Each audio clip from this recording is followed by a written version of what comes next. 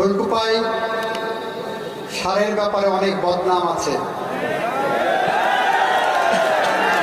আমরা আপনাদের আশ্বস্ত করতে চাই,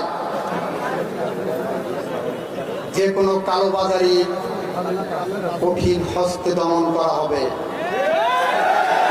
এখান থেকে কেউ পার পাবেন না। আরেকটি কথা, আপনার চারপাশে যদি মাদক সেবী, মাদক কারবারি, মাদকের সাথে সম্পৃক্ততা আছে এরকম কারো খোঁজ সন্ধান পান, অনতিবিলম্বে প্রশাসনকে জানাবেন, আমার বিএনপি নেতৃবৃন্দকে জানাবেন। তাতেও যদি সাহস ভরসা না পান, আমার মোবাইলে একটা SMS করে জানাবেন। আগামী 6 মাসের মধ্যে শৈলকুপার মাদকের 20 দাঁত আমরা ভেঙে ফেলতে চাই। অফিস আদালতে কোনো কাজ করতে গেলে যদি আপনার কাছে কেউ উৎকোচ দাবি করেন, ঘুষ চান, তোলাবাজি চান, দয়া করে আমাদেরকে জানাবেন।